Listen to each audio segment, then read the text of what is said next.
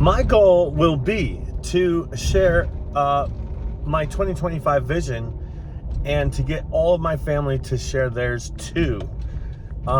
Because we're working on that this week.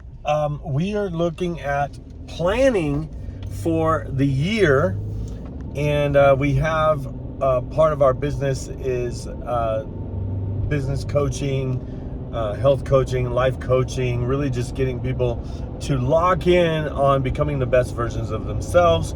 We do that with J-Line, the J-Line experience for maximizing potential, life, health, and business coaching. But we're doing it as a family too, and we have been for years. Every year, after Christmas, before New Year's, we get together and we just talk about our vision, our goals. We plan out the year. We have a big wall calendar that is available to purchase at jline.network, including the free training for everything that we do and have been doing. But anyway, I say all that to say that this vlog here, this family, Baldwin family life, the Baldwin life, right, would be a place to really just follow along with what we're doing in life. So what is the 2025 vision that I have, or my one thing like that I focus on for 2025? It is come alive in 2025. And yes, it rhymes, and they often do. But this one just has to do with, man, leaving one era almost like this, just leaving 2024 behind, from 2020 to 2024, just leaving it behind and starting and looking for something new and come alive in 2025. That is the big thing for me. And so looking at coming alive in 2025, what does that mean? It has a lot to do with the 5, because alive and 5 rhymes, but it's more than just that. The 5's the number of grace, and grace is the power of God to do the will of God. And there's no better life or living than to be in the will of God, like the life of God, the love of God. And so that's kind of what we're focusing on. And in the Hebrew letters of 5, the 5th letter of the Hebrew letters is called Hey, H-E-I. And so this is a picture. When I think of hay, like if you were just walking and somebody said, hey, it's like, get your attention, right? So I think and I believe that in 2025, we're going to come alive in 2025 with the grace of God, and God is going to get people's attention. And so I think God's going to say, hey, to people to get their attention in 2025. I think it's going to be really good. The other thing about the hey, or that letter of the Hebrew alphabet, is back in old ancient times, letters represented a picture of something. And the letter the letter Hey, the 5th letter of the Hebrew alphabet, is the Hey, and it's a picture of a door. It looks like a door. The drawing would be a door. And so I see my vision, and sometimes you have to see your vision. And sometimes, people say, what, seeing is believing. But with faith, believing is seeing. And so my vision, can I see it? Yes, I can see it. Come alive in 2025. It's a picture of a door, which is like crossing over a threshold and moving from one place to another. And I'm thinking from death to life, from struggle to thrive. I think Amos, his is like thrive in 25 or something like that. But the idea is that we are going to be coming alive. We're crossing over a threshold. Have you ever went into like a room, like you left one room and you went into another to get something or something like that or whatever, but when you get over there, when you get to the other room, you forget why you came into that other room? That is not just a sign of getting old. It doesn't happen to me. No, it does. I think it happens to everyone. And the reason why is this: when you cross a threshold or enter in a doorway or pass through a doorway, it actually is like a reset moment of your mind. Your mind resets, and so what you were thinking about in the other room, like, oh, I need to go get this in the other room, when you go to that room and you forget what you went in there for, it's because crossing a threshold or crossing a doorway, entering into something new or a new room, is actually, your mind is set up to just do a little reset. And so I'm thinking that's what we all need. We need our mind, our body, our will, our emotions to just go through a little reset out of 2024 into 2025. Now, it may take the whole year to cross through this threshold, but that is it. It's all about coming alive. Dreams that became nightmares will now become dreams again and become reality. That's the hope, that our dreams would become reality in 2025. And that's what it all means. Come alive in 2025. Now, most people would, when they think of a goal or whatever, they're like, okay, well, I want to work out every day this year so I can lose 2 pounds every week or something like that, or maybe they don't think about it that logically. Maybe they just think about, I'm gonna work out every day this year and I'm gonna lose 100 pounds, okay, fine. If that's what you want to do, go for it, do it. What I'm saying is that there's nothing impossible. Now, we know there's nothing impossible with God, and so that's what I'm mainly talking about.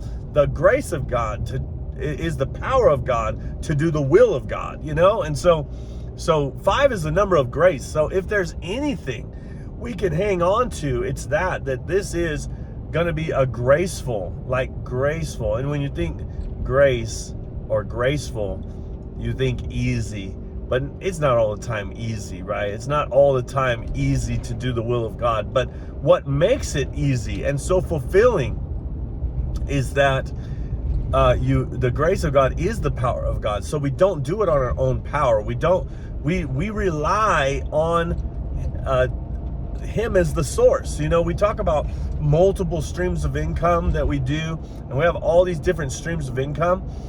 And most people would say, oh, I have all kinds of sources of income. No, I view it as we have one source, but many streams, okay? The source is from above, G-O-D. That's the one for me.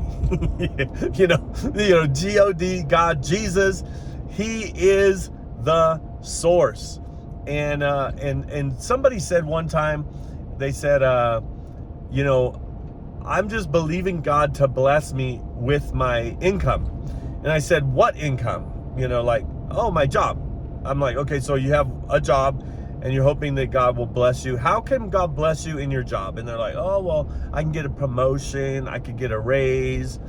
I can have opportunity to move up in the company, which is like a promotion, but they were just talking about like training and teaching and getting in front of like the people that would make the decisions. And I'm like, okay, well, it sounds like you're talking about one stream of income.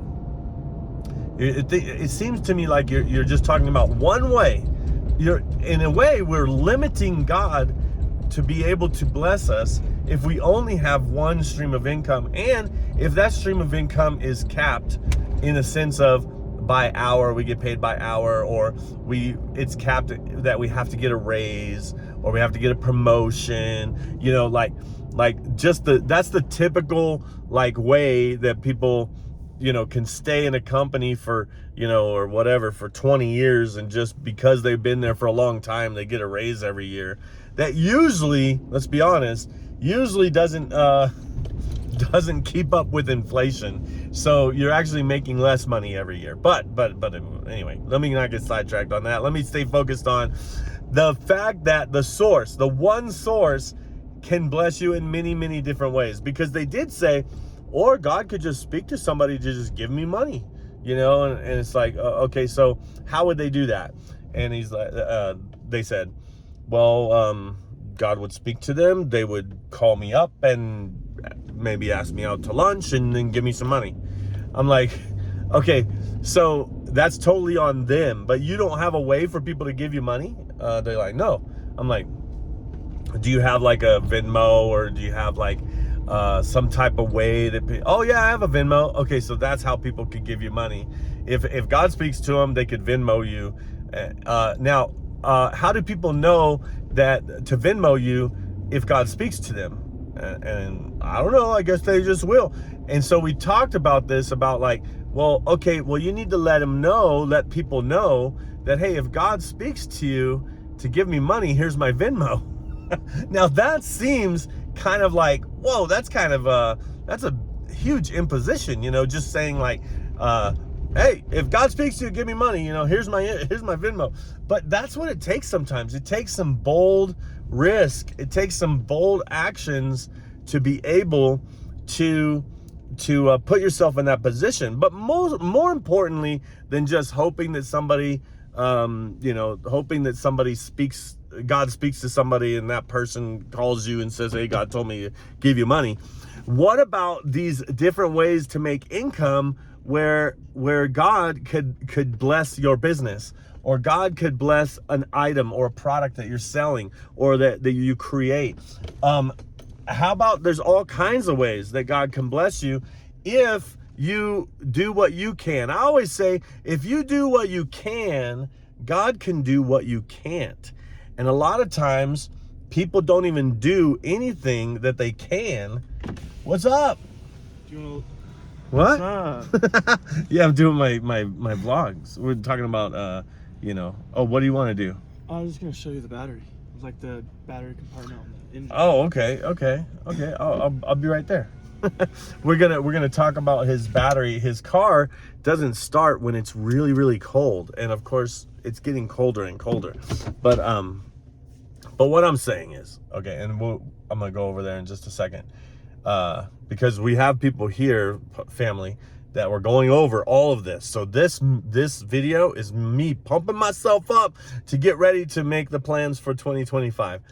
But the point of what I was saying right before that was, if we do what we can, then God will do what we can't. If we position ourselves, it's all about position. It's all about presence. It's all about position. It's all about proximity. Proximity to God and his ways and his thing, So how much are we reading the Bible this year? That's a good, like, if we're gonna believe God, what does he say? So really get all of that kind of stuff done. And so I'm really looking forward to it. Let me know in the comments. What about you? What is your 2025 vision?